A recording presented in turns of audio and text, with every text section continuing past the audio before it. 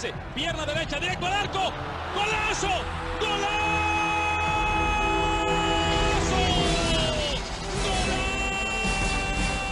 The world of football with a soccer perspective. This is Soccer Today with Duane, Rollins and Kevin Laramee, live on the Sports Podcasting Network. And good day, good night. Welcome to Soccer Today for Thursday, October 12th. Duane, and it's been 2 days now since the United States have been booted out of the World Cup. We did a special show yesterday, and if you haven't listened to it, 90 minutes of dissecting and cathartic audio to make you feel maybe a bit better or at least more understanding. Yeah, and for the record, it's not 90 minutes of Kevin and I talking. We had lots of guests on, so you don't have to listen to us dithering about it. We'll talk a little bit more about it today, obviously, because it's something that I think most people on both sides of the border still want to talk about it. Maybe in Canada it's not for the same reason, and there's a lot of Canadians and Mexicans and Costa Ricans and other people in CONCACAF that are having a little bit of fun with this, because the U.S., there is a certain level of how do I delicately put this? We all know that Bruce Arena can be a little bit arrogant sometimes. So let's just say it was Bruce Arena's arrogance that people are reacting to a little bit there. But no, I think there was an assumption amongst a lot of people that it was, the U.S.'s divine right to qualify. And well, they learned a lesson yesterday, and that's something that I think a lot of people are sort of looking down their nose at. But there could be some fallouts that are going to affect us all. So we're going to talk more about that in a bit. No, exactly. But let's start with the rest of the world, Wayne. A lot of teams booked their ticket for Russia, and one that we were not necessarily that worried, but it took an amazing performance by Messi himself in Ecuador on the road for Argentina to beat Ecuador 3-1 on the road and get that ticket for Russia 2018. It was a complicated CONMEBOL qualification process as well, seeing teams just Chile not making it, and you have Peru with a shot of making it in the playoff, and you have other team like Panama for the first time ever in CONCACAF qualifying for the World Cup. So no, it was a crazy day all around, not just in Trinidad and Tobago. No, certainly to talk Messi and there's not much to talk about. That as much as we in this part of the world are going to focus entirely at the United States failing to qualify, and that is the major story here, for the rest of the world, it's what Messi did. They were facing elimination heading into that game, and they didn't look good, and they hadn't won in Ecuador in 20 years or so. Not 20 years. I think it was like 15 years. It'd been a while at any rate. It was the early 2000s the last time they had won. Yeah, 2001. Yeah, and then for Messi to go in, and for it to be Messi, especially to get a hat trick, what's the old, can he do it on a rainy or a bumpy pitch and blah, blah, blah? Oh, well, obviously he can. Conceding a goal early, like Ecuador scored early in the game. 90 seconds into the game, or no, even 50 seconds into the game. You can't really be more early than that, and you find yourself, all right, let's put the work shoes on, and let's score a hat trick. Let's go get Hattie to bring your country to the World Cup. It was, and like his second goal, he got like 4 defenders on him, half off balance, kind of chips, lobs, curls it around the keeper. Like, what a talent. No, as I've said many times, I mean, you can argue one way or the other whether he's the best player in the world. You can argue one way or the other whether he's the best player of all time, but I think that one thing that I can't argue or I can't disagree with if someone were to say it is I think he's the best finisher in the world, and perhaps the best finisher of all time. He can just score from anywhere with just an amazing ability to find just centimeters of space and take advantage of them in a way that I've never seen another player do. Like I still think, because I'm old enough to remember Maradona a little bit, and even the part I remember, I still think that the brilliance there was a little bit better. I would place him as my greatest player of all time, but Messi's right there in the conversation. Well, if we have like maybe we'll do this one day. When you're looking at Maradona's way of playing the game, it's totally different. It wasn't just about the finish, Maradona. He was putting himself in that position. He was outrunning defenders. He was, what's that, like that famous goal where he gets the ball and just runs basically the whole entire sideline and cuts back in and finds a winner. For me, Messi, it's how he adapts to any situation where he finds himself close to goal with the ball, and he almost always finds a way to finish it. No matter what, he seems to have all the skills necessary to pull off those chips when it's the only possible way to score from your position, or free kicks, or curl it, dip it, bend it, swerve it, lob it, whatever the case may be, he finishes it. And you're right, I think Messi is probably the best finisher in the entirety history of this game because of how he uses whatever skills is necessary to put that ball behind the keeper.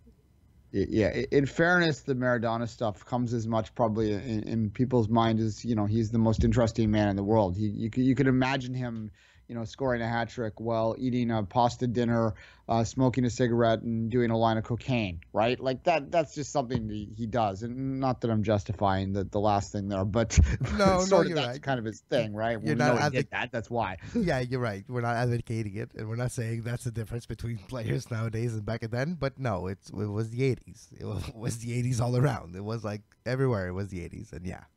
Yeah, exactly. So he's a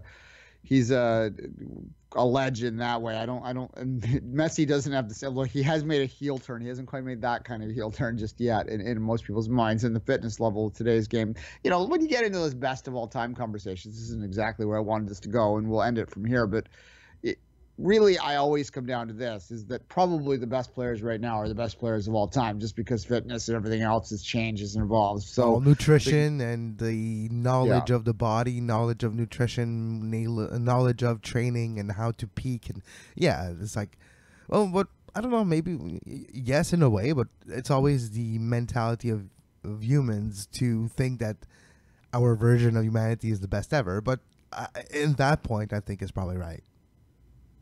Yeah, exactly. And you got to put it in context. But that's a conversation for the off season, which never happens, of course, in soccer. There's no off season in this show because when one's over, there's one continuing. But Uruguay qualifying, there's a lot of countries, Duane, that booked their ticket. But Chile out, the defending Copa America champion. It's quite a big disappointment in Chile as well. No, for sure, and that's. Of the teams that have failed to qualify, there's a lot of Dutch fans in the world, but that clearly is a program that is on a down cycle right now. And although I was talking to a few people, Dutch fans, Dutch observers that say that the next generation looks pretty good, so that they're not too worried long term. But there's a lot of disappointment there. But no, when you look at from a world perspective and you look at the stars that Chile has. The opportunity to see that team compete for a World Cup. And I think that Chile was a team that if they'd gotten to Russia, you legitimately could have looked at as a dark horse to win it, right? They won back-to-back Copas. So yeah, at least make it into the semis or quarters kind of easily, yeah. But I was surprised by, it's crazy how I don't know if it's just this cycle, maybe because I pay more attention to this cycle of qualification, but across the board, there's little moments, little nudge of information. Chile, Vidal was making fun of other players early on during a game. I forget the actual other team when it was, but he made fun of them. And that player, the next game around, turns out that he scored a goal, and that goal led to the results that actually led to Chile now making the World Cup. Those moments across the board, like those karma moments, it's fascinating this year. Yeah, we should mention that Chile was Peru, I should say, is the beneficiary of Bolivia's incompetence, because Bolivia forfeited 2 games in the World Cup qualifying. Those 2 games ended up handing Chile 2 points and Peru 3 points because the results were overturned and given. So they had obviously beaten Peru and they drew Chile. So those 2 results being flipped over, that is the difference. But just like the U.S. and the Panama goal that didn't go in, really it comes down to whether you can take advantage of everything else that's around you. So still, they failed to get the job done. It was just such an incredibly competitive format in South America. And look, this is the one thing that a lot of people are pointing out that we're going to lose when they expand this to 48 teams. Now, there will still be battles for the final spots there. They're just going to shift down. And I think when you get into South America where there's so few teams that really, if the battle's between Bolivia and Venezuela for the final spot, I don't know whether it's going to have the same kind of draw that last night, or sorry, 2 nights ago did. So that we are going to lose a bit of that. But certainly to get back to Chile, that is a real disappointment from a football perspective. But the same thing said, to have another country that we haven't seen in a World Cup, at least, I have never seen in a World Cup. I am not old enough to remember Peru. I'm old enough to have been alive, but I'm not old enough to remember it.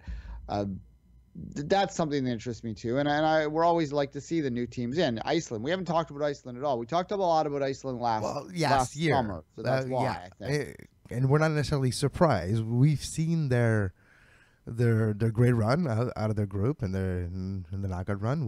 We've seen their rise just to get to the Euro last year. And we know that with the Sigurdsson of this world and that team of well-built, young, developed, very skilled players that they have that are actually making their way to the best teams in Europe as we speak, it was going to pay dividend. And a trip to the World Cup, trip to Russia. And they are all it's a worthy qualifying. It's not because of other team. Iceland deserved that ticket quite heavily. And not even surprised that they're in the top Group A of the Nations League, which eventually we'll talk about, this UEFA Nations League. But they have been chosen in the Group A, and that's because of their pyramid, quote unquote, their player development and what it created. No, for sure. And I believe there was I don't know who it was, Darren Ravel or someone like that, somebody that tracks things like this, said that the number one related soccer search in the United States on Google last week was Iceland development or something like that. It's like 1.1 million Canadians or Americans searched for that. So that tells you something about how that attention. And look, Iceland's going to be the darling again next summer. The fans are going to show up. They're going to do their clap. They're so tiny, 300,000 people. It's going to be the story. With the U.S. not there, that American television, Fox is going to want to really create narratives. And I believe a lot of the narrative will be around the stars. It'll Iceland, be around, and it's not that far of a trip, Iceland to Russia. So I wouldn't be surprised if, again, like you remember last year, there was 30,000 Iceland fans that traveled for the Euro to France. Was it in France? It was in France. Yeah, it was in France. So that was a tenth of the country was traveling to support the national team. So I wouldn't be surprised if this happens as well in the World Cup next year. Yeah, for sure. And just to continue my thought, that'll be Fox. It'll all be about Ronaldo and Messi and Iceland. That is going to be next summer. If you're watching the World Cup in the United States, it's going to be all Iceland, all Messi, all Ronaldo, all the time. That's going to be. They're going to focus it completely around that. I guarantee you. It's a good thing Mexico qualified, because Mexico de facto. I should say that too. Will be de facto the national team of the broadcast for sure, just to try to get those ratings. Because for a long time, if you remember back in just a few years ago, ESPN used to have the rights for the Mexican national team. I think they still do, actually. And they used to have better ratings than U.S. men's national team on TV. Well, and Mexico still is. Yeah. There was someone was talking yesterday. I forget who it was exactly, but it was a Twitter conversation about the amount of money that would be lost for this. And they came back and said they had just spoke to an industry insider, and although this is not ideal for them in terms of financial and sponsorships and things like that, the true loss, we're talking about some here, the true loss would be if Mexico failed to qualify. That would be the disaster. That would be the nuclear option, so to speak, if that were to take place. So they have Mexico in there, and they will have a lot of Americans. Look, America is a melting pot, we know, but ultimately most Americans have some kind of heritage that they can point to. And once the pain of this gets away, I think that Americans that love the sport will find a way to enjoy this World Cup by doing what we've been doing for our entire lives, and finding a team to embrace and to cheer for and to look at your heritage and have some fun with that. And that's what it'll be. And look, in some ways, it's a more pressure-free way to watch a World Cup, I guess. I love watching the World Cup every 4 summers. It's the highlight of my life, and the highlight of my life. That sounds sad. It's the highlight of my summers each 4 years. So you'll enjoy it eventually, Americans. That did sound a little bit sad, but no. And that's exactly what I mentioned. As soon as the 3 whistles were heard in that game, that dark day of October 10th, I said, yeah, I know the feeling. I've been there way, way, way, way too many times already. So, American listeners, we've been there. All right. Yeah.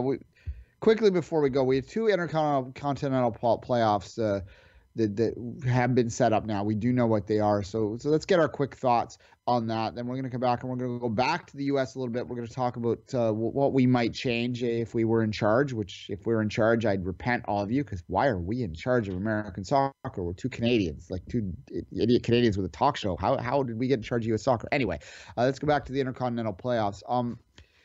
Honduras, Australia. Kevin, initial thoughts on Honduras, Australia. Well, Australia's pretty damn good. It's been just by a few points that they made it to the playoff. They could have been outright qualified for the World Cup. So, and they actually did look good at some part of their qualification process. So, for Honduras, it's a difficult game and difficult travel as well. But they can actually be comforted by already having achieved more than they were expected to. Nobody saw them in fourth. Nobody saw the U.S. in fifth. And Panama has actually surprised a lot of people. And Costa Rica have pretty much became the second best team in CONCACAF as we speak. But going back to Honduras, they got lucky too. Like, we talk about the phantom goal. Their tying goal against Mexico was a shot across the crossbar that bounced off Ochoa's head and ended up in the back of the net. It was another fluke goal in a way that's not replicable. So when you're analyzing Honduras, I actually don't see them getting the best out of Australia. And for one of the rare times, I think the team from, it used to be Oceania, now it's Asia, will beat the CONCACAF team in that playoff and will find a way to get to Russia. San Pedro Sula. I'm not sure. Obviously, Australia has the experience of going into play to some of those Middle Eastern countries, which can be quite intimidating, I'm sure. But I don't know if they've ever experienced CONCACAF, and that is something that I think really does catch non-CONCACAF teams off guard. As much as we like to make fun of Bruce Arena's arrogance, and we should, because Bruce Arena is the most arrogant human being I have ever had the misfortune of speaking to. And the way that he said it before the game that he lost to Trinidad and Tobago, saying, yeah, you American power, maybe, international European teams, maybe you should experience, hot shots, exactly. You should experience CONCACAF too. Yeah, as much as I find him repulsive on a human level, and I truly do, and I cannot state that enough. So I'm not going to, take joy in the American fans' loss, because I have a lot of American friends, but I am going to take joy in Bruce Arena's loss, if that's okay, to allow me to have that little bit of unprofessionalism. However, he does have a point, though, is the point I'm making here, and it is going to be a tough travel in. So it depends on how that San Pedro Sula matchup goes. If Honduras can go in and put a marker down there, then I think they have a chance. But that one's a pretty even toss-up series. The other one, Peru versus New Zealand. Look, you've got to make Peru the favorite, but you also have to think that New Zealand they were celebrating as much as anyone when Peru scored that second goal, and they realized it was going to be Peru and not Chile that they were facing. Yeah, you'll take your chances against Peru any day if you're New Zealand. And New Zealand has been there, and they have been successful. 2010, they were the All Whites, won the World Cup, and we've seen them before. I wouldn't be surprised if they get a result, but Peru is kind of like the up-and-coming, lucky kind of team that was one favorable as well from the Argentina result at the beginning of last week. So we'll see. But I do feel it might be Peru's time to qualify. They have some momentum right now. Peru is a fairly young team. They lack a true global superstar in the way that a lot of the global teams do, but they do have sort of a good depth of talent on that roster. They struggled to score a little bit, and that might be their downfall. I think it certainly will be their downfall in Russia if they get there. But against New Zealand, I suspect that they probably have enough, because you got to keep in mind, when you look at New Zealand's talent base, with all due respect to them, they kind of remind you of us. So that's really where you're coming down there. Their players come from similar places as the Canadian national team. You got a lot of guys in League One in England and spread all over the world, and they don't really have their own domestic league in any real way. They're very much like Canada in that way. So So it's going to be a tough slot, and they don't get tested in qualifying either, right? Like, it's no all due respect to Somalia, or what, not Somalia, the Samoan. Yeah, you saying Samoa and Fiji are not worthy opponents? Yeah, well, look, they're. I think that no, that's what I'm saying. Yes, that is what I'm saying, Kevin. Look, with all due respect to them, and God love their amateur warriors that go out there and represent their country, and hat tip to them. But yeah, they're not quite the same thing as what you're going to get when you're playing a team from South America. I remember, Duane, just a few years ago when we went down to Belize and we met Benny. Remember Benny, the hardware store? But more when we were hearing the commentators talking about, oh, those players, they're not all professionals. Some of them work tomorrow, so they don't want to go too much on the ground. No slide tackles. You don't want to get injured because you work tomorrow. Well, precisely, yeah. Or even the point that the Belize, they were looking at the Canadian national team as being like millionaire Barcelona. superstars because they're professional players, which is absurd to us when we play other countries. So, look, New Zealand's not quite that, but I would make Peru the favorite there, but I would give New Zealand a puncher's chance. Yeah, let's take a break and come back and maybe imagine what we would do if we were in charge of the U.S. men's national team. You are listening to Soccer Today. Follow us on Twitter at SoccerTodaySPN and like our Facebook page, facebook.com/Sports Podcasting Network. You can find the podcast version of all the shows we do on iTunes, Apple Podcast, Google Play Store, TuneIn Radio, iHeartRadio, and anywhere you get your podcast. And we're back on Soccer Today. Duane, if you were in charge of the U.S. Soccer Federation or whichever part of it, the U.S. men's national team, you're in charge, what do you do?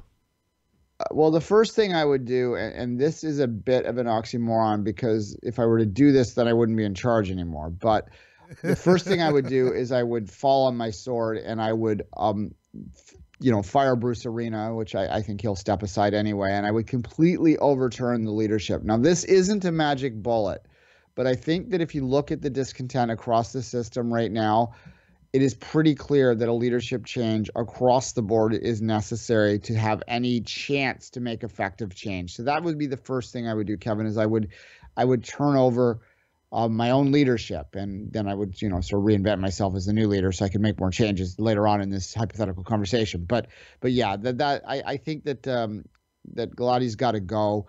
Not necessarily, and I don't think he is either. That's the other part of this, and it reminds me a little bit of back in the battle days of the CSA, what's happening in the USSF when it comes to the leadership side of things, when everyone wants someone out except for the stakeholders, and the stakeholders are probably going to keep them in, and it's going to cause a lot of discontent amongst the masses and might ultimately impact the ability to make the effective changes down the pyramid that I'll probably talk about in a minute. So that's the first thing I do, Kevin.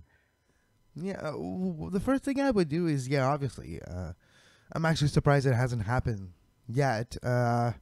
If you go into any prominent, and when I say prominent, other national teams in the world, I mean with the amount of money invested, with the amount of attention being given to a selection or to a program around the world. Let's say Brazil or Mexico. How long do you think it will take after a potential, a hypothetical miss of the World Cup by Mexico? How long does it take before the manager resigns or the actual president of the federation resigns? 5, 10 minutes? Maybe? I'm lucky it hasn't happened. Yeah, I'm surprised it hasn't happened yet. The Mexico manager can get fired after a draw after a win. Yeah, they could only beat Canada 2-1 and get fired. That happens down there all the time. Yeah, look. With Bruce Arena, I suspect that what's happening there is they're just giving him a little bit of leeway and respect to allow him to make the statement himself once he's sort of, come to grips with what's happening here. Because with him, as we sort of alluded to a little bit, it was hardly our attention yesterday. But I do wonder whether we've seen the last of Bruce Arena, period, because does he really want to go back and, he's the Galaxy, I guess. That could be what happens. I mean, if Siggy Schmidt struggles next year, maybe Bruce Arena parachutes back in, which, might mean the end of Siggy. But there's a lot of dominoes there, and there's really, does he want to go to another MLS market? I don't think he does. I think he probably wants to stay in LA.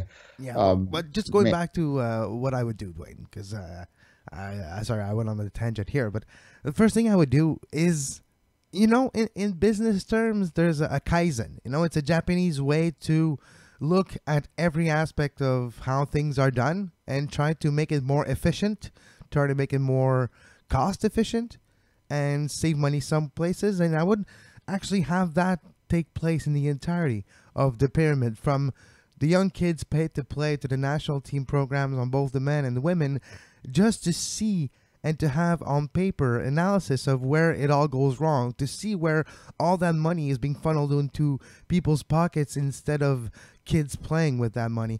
All those little details that you see municipal and provincial or statewide federations in the state that are battling against each other to try to make their model work. All those little battles and wars, you want to have an analysis on it to make sure that you can change things. And I would start by making an amazing investigation, basically. Yeah, it's similar to what my second point is. So we'll just continue on that and make my second point, and then continue to have discussion about what you just said there. There's three kind of prongs of American soccer. You've got your professional, simply put, you got your professional game, your MLS, your USL, NESL. Let's put NESL problems aside for a second. You've got the development academy side, which is the sort of elite youth side of things. And then you have the massive umbrella that is American youth soccer. So you have those three prongs. I would get those three stakeholders together in one room, and I would make them get along, because right now there is battles between all of those levels, and obviously battles within those levels too. And, that's kind of where you bring the NASL, USL stuff back in at that point. I would try and make everyone get on the same page. I would say, look, this is what happens when we're not on the same page. We need to get on the same page if we want to avoid this happening again. And you might get some resistance, particularly the further you go down the pyramid to that, just like we see in this country here. Whereas why I think that, Americans that are listening to Canadians talk about this might, go, well, what do you guys know? Well, we know quite well because we follow it here, and we have the same problems. You're going to get resistance down that pyramid because people at the youth level are going to go, I don't give a blank about whether the U.S. qualifies for the World Cup. I give a blank whether my kid has access to this pitch, or whether my kid can go to this travel tournament, or whether my fees are going to go up and things like that. That is what I would do. I would get those stakeholders into the room, and it was just similar to what you're saying, and figure out what it is that makes them, what it is that they all want, what it is they all need, and how they all can work together and make them work together. Because as long as you have the system pulling in 65,000 different directions, is which I think the biggest problem in the States is, then you're going to have issues, and these issues are going to manifest themselves ultimately at the top. And ultimately the top at all points of the game. And this is where that conversation with Bo yesterday is important too, because I think that there's a complacency in American soccer around the position of the women's program, and a belief that they have this inherent right to rule women's football forever, which I think is a load of crap and is going to blow up in their face sooner rather than later if they don't address their systemic problems. No, and I agree. We both almost are saying the same aspect, where we think that some of the aspect of American soccer, but Canadian soccer too, because that's how we are aware of the situation, is by looking at what's happening in our backyards too, on our pitches in the backyards, is seeing a lot of energy and resources being wasted in battle of turf battles, and not turf as in grass turf, to turf as in like territory. So we're seeing a lot of waste of resources, and I think this needs to be addressed too, and needs to be focused on one goal. And that's where my second point on my agenda comes into play. What do you want to do? What's your ambition? What do you want to achieve with this thing? What's your vision? Get a vision. Start with a vision and build around it. When you're decorating a room, you're not getting all the pieces and figuring out how it looks good. If you're building truly something from from scratch, you get your bed cover, your main piece, and you build around it. So the main piece here is the vision. What's your vision? Do you want to win the World Cup in 10 years? Well, even if this might be a utopian dream, act on it. You want to win the World Cup in 10 years? Then you start with that vision and build around it. Yeah. Well, you do need a vision for sure. They have, made a statement before about their desire to win a World Cup was by 2010. It was Vision 2010. They wanted to win the World Cup by 2010. Well, that came and went. You got to be careful about putting hard deadlines on when these things happen. I think you just need to have a vision on how you want your programs to run, for sure. The other thing I do, and this speaks a little bit to pay to play, and the real simple thing that people are saying is just get rid of pay to pay. That's like out there rallying from the scream, the $100 million surplus in the bank. Just use that and get rid of pay to play. Well, people need to think about that for a second. $100 million is a lot of money. I could do a lot with $100 million. I could live the rest of my life like a king for $100 million. But it's $25 per player. Yeah, that's not going to go a long way. And then you're suddenly going to be in a deficit, and then you're back in the same old problem. So, maybe there's a way that you can use some of that $100 million a little more effectively. But the getting rid of pay to play is something that I think is unrealistic long term. But what you can do is this.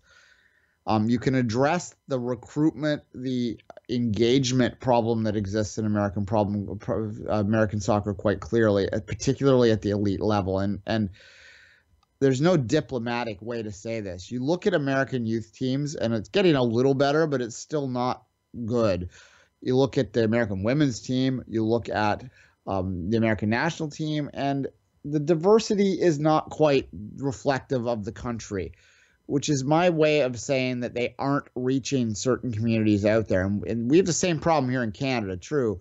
We're better at it, actually, because we just have been for some reason. But nonetheless, there's still a lot of types of Americans that are not represented, particularly Mexican Americans, which are choosing to not, to support Mexico a lot. And that's not the biggest problem here. They could cheer for who you want. But more to the problematic nature is that there's a lot of Mexican-American kids that fall through the cracks, that aren't getting seen, that aren't getting scouted. Look at their current team that's playing in the U17 World Cup. They're all like rich kids from the Northeast. Like there's no Californians in the team. That's absurd in the United States. So obviously there's some kind of recruitment identification issue going on there. So I would take a really hard look at how you're identifying talent at the development level, and make sure that you're getting into every community within the United States so that you are maximizing your potential to draw your best roster. And I think, to get back to the women's game as well, and I brought this up a few times now because I do think it is something that they really need to take a long, hard look at, and that this is an excuse to do that, even though it's a men's game that is ironically going to maybe drive it. They really need to do it on the women's side, because the women's side almost universally recruits from the NCAA, which already has an inherent selective bias in the sense that you're just looking at kids that have the wherewithal and the ability to get to universities, and not everyone that has talent has the wherewithal and ability to get to a university. And often the people that don't are from disadvantaged communities, and those disadvantaged communities are often good at sports. So that's just because they have to be, and that's what they have. Yeah, and I agree. No, it's one aspect that, yes, it's a touchy subject, but it's true. If you just, one example that's known, and it's because he talked about it on social media for the last few days, Steve Zakuani, former Seattle player, who was former Seattle, Colorado, both, I think. Anyways, former MLS players, for sure.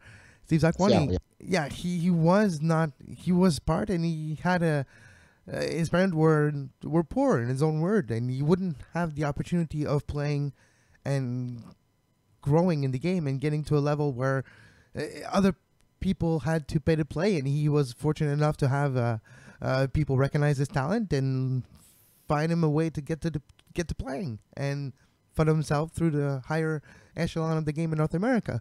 So there's a lot of examples like this, but yeah, you do need special programs, and there is some that exist, but it's still not mainstream, which brings me to a point as well, is this one is hard to address, and you can't make people do things that they want to do. But do you see a lot of kids playing pickup soccer in your neighborhood outdoors? I'm talking to you, American listeners. Until the day that you do so in a freeway until you see players falling in love with the game and not just necessarily playing the game because there's something that they're good at and got themselves a scholarship with, but playing the game because for the love of the game, playing the game 8, 9, 10, 12, 14 hours during the day when they are off school or in the weekend. Those type of attitude and commitment when you're a kid develops great skills and the best players. Until we see this on a bigger scale, we can't really ask for more. No, precisely. I mean, yeah, and we've talked about this before at other levels. I think that one of the reasons that one of the reasons that you see so many players come from urban centers, like dense urban areas that are professional basketball players, is the prevalence of basketball culture and basketball courts that are just pickup games that happen in those parts of cities, right? That is why you create so many great basketball players, is that sort of free play that happens there. I think that I've talked about with ice hockey in Canada, that one of the reasons has nothing to do with ice. It's just that we play ball hockey year round in this country, and we get creative, and we find the ability to control bouncing tennis balls, which helps us control pucks that don't bounce as much better. So those sort of things happen. I'm beginning to see it. You see it in pockets, soccer. I live in an area of Toronto called Corsa Italia, which tells you a little bit about the demographics around me. There's a lot of Italians. There's a lot of Portuguese around me too. There's a school around the corner from me, and at every recess, that's all they're playing is soccer. So that's good, but that's because I'm in Corsa Italia. If I go into Little Regina or whatever, I don't know if there's a Little Regina in Toronto, but nonetheless, a neighborhood. If you go to Regina, period. If you go to Regina, period, they're probably playing Paducah, Kentucky. They're playing that bizarre little sport we called kick hockey, but nonetheless, that's soccer almost too. But regardless, they're probably playing stick hockey or hockey, mini sticks we used to call it too. So stuff like that, which sort of speaks to the culture. But yeah, there's ways you can encourage this, and really what they come down to is a couple different things, Kevin. Unlock damn playgrounds. Nothing makes me more angry when I walk past a playground that's locked up on a Saturday or locked up in the summer. Why the hell are we keeping kids out of playgrounds where they can play soccer, where they can play, well, if they want to play hockey, they want to play basketball, whatever, I don't care. This goes beyond this sport. Like, take those locks down, for Christ's sakes. Get them off the video games, get them out in the playgrounds. That's how I grew up. It's why I love sports. It's why I'm probably not going to, why I wasn't 400 pounds when I was 10. So that's get those locks off that. And also we need to build other areas. We need to provide places for these things to happen. And we also need to stop helicoptering around our kids. They're not going to die at any rate. That's easy for me to say, I know, but for God's sakes, if I lived through childhood, your kid will too. All right. That's my point there, Kevin. Any final thoughts before we on how we'd fix U.S. soccer before we go and talk a little bit about Major League Soccer and Kaká and things like that? No, but it's not just American soccer. I think a lot of the point that we rose does apply to Canadian soccer. So I do feel that we're actually doing some projection, and we're not just speaking about American soccer. We're not just talking from the outside. We're actually saying what would actually benefit our side too. And, precisely. Yeah, and we'll be right back to finish the show.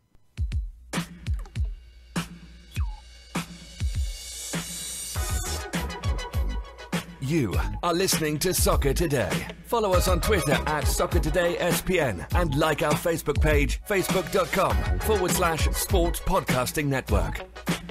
A news that came out yesterday, a statement that didn't really surprise anyone in Major League Soccer coming out of Orlando. Duane has announced that he will be leaving Orlando next year. Not saying that he stopped playing, but saying that he will be leaving the Orlando City Soccer Club. And after if you remember earlier this week, he was talking about how I'm not having fun playing anymore. So it's not necessarily surprising, but it is happening.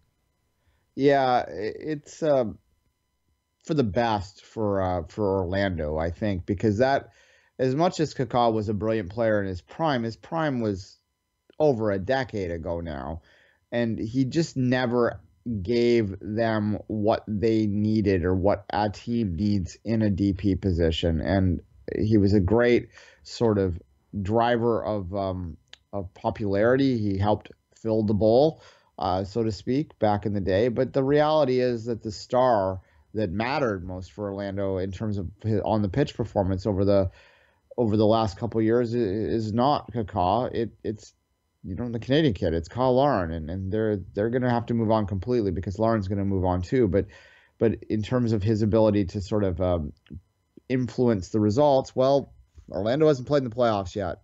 And when you're looking at Atlanta doing what they're doing off the hop right now, they have to, considering their history too, coming into the league where they were very much viewed themselves as a team that succeeded. I think that a lot of Orlando fans probably assumed that they would walk into Major League Soccer and they would continue the dominance that they had at the lower level, and it simply hasn't happened. And that's a bit of a surprise. And I think maybe it starts with the mistake that they brought in to go with the big name rather than to do what Atlanta did and go with younger DPs that could have an immediate impact on the pitch. So losing Kaká will be something that will ultimately, I think, benefit Orlando City in terms of their ability to compete. You wanted to talk about as well the Major League Soccer statement that came out yesterday. Yeah, precisely.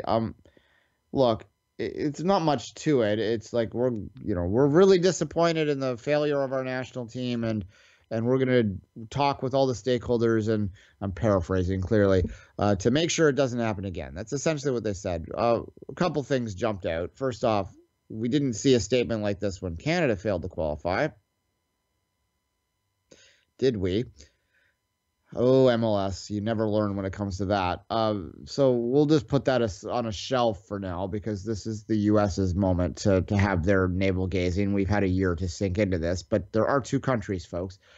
You might want to do the same thing when Canada fails. I think in defense, I think he made a tweet or something about, we continue to hope to see Canada get to a World Cup one day. Well, I remember that because he was in Montreal the weekend after that Canada, actually the day after that Canada was eliminated, and I remember distinctly myself asking him, Commissioner Garber, what they're going to do with the fact that Canada didn't qualify and what they can do. And they actually said, well, we'll see what we can do. We're working on a few possibilities, and that turned out to be Generation Adidas Canada and the other things eventually that will lead maybe in a few years' time to Canadians being considered domestic, and we're seeing some of them now. And Larin, maybe we'll see how things unfold. But yes, Generation Adidas Canada came out of that. But he will say it, but you need to ask the question. Yeah, there was no statement made spontaneously. And look, in their defense, I guess that the amount of PR pressure they would have been getting would have been extreme. And there are a lot of people out there that are blaming Major League Soccer for this. And look, I had an argument on Twitter, shocking, I know, about this and sort of like, oh, all you people, do you completely dismiss MLS's role in this? And I'm honestly, I struggle to understand how changing Major League Soccer structure impacts what happened with the U.S. national team all that much. Major League Soccer is not the problem. The idea that there's somehow this country club mentality where there's no pressure is patently absurd. That is just someone that's just looking for confirmation, right? So I just disagree with that completely. But what I worry about might happen from this, the fallout in this is, we're going to get a little Canadian here for a second. What I do worry about this is that any potential change that we might get, and this is sort of why this lack of, the difference in response between Canada failing to qualify, which is one of the two countries in the league, and the U.S. failing to qualify, is glaring to me and concerning to me, is that if they get protectionist, which might mean that they start to roll back those things, and it might mean that it's impossible to get Canadians seen as domestic league-wide. You might even start to see them, because if you look at the other side of this, there are a lot of non-Americans that will be competing in the World Cup next year, which the league itself is going to promote. But if they get a lot of pressure, they might start to look to roll back the amount of access that all other CONCACAF teams get. Because, be careful what you wish for. As Jonathan said the other day, I think it was Jonathan. There's so many people we talked to, it's just hard to remember who said what. But I believe it was Jonathan that said that, the U.S. has always wanted the rest of CONCACAF to step its game up. Well, they did, and now they have to do it themselves, because CONCACAF has not only caught them, they've surpassed them, at least in terms of results this cycle. if the U.S. gets protectionist, if MLS gets protectionist, that could end up hurting Canada, and that's something that does concern me a little bit. But in terms of what MLS should do, I don't know. It's not MLS's job to feed a national team. It's not the role of the professional leagues and this is something that Canadians need to hear when it comes to the Canadian Premier League too. It's not the role of the Canadian Premier League to make the Canadian national team better. The role of the Canadian Premier League is to grow the game of soccer in the country, and there is a financial benefit to it, and that's not a bad thing, because that ultimately can help a national team. But in terms of directly going, oh, we need to do this so that they get better, no, that's not that's not a league's role, and that's why I think it's a little silly for people to be pointing the finger at Major League Soccer today.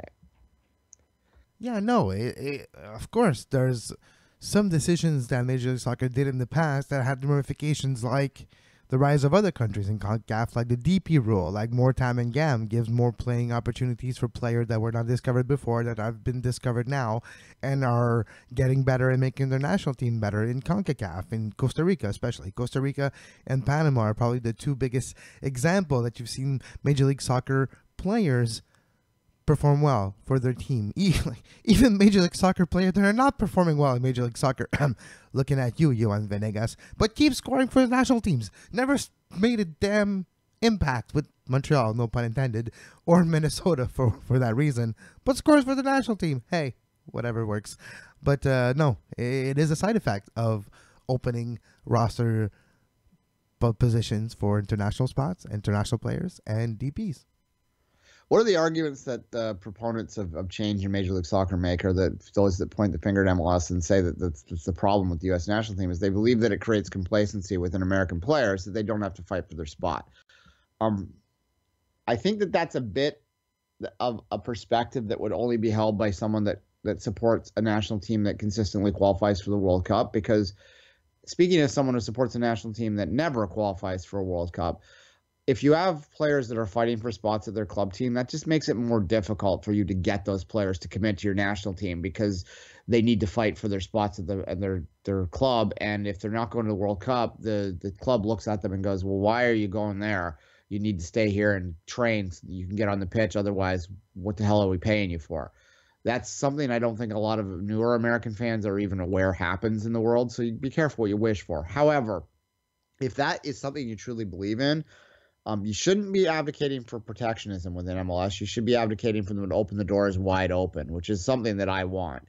The solution to Canadians as domestics, if there truly is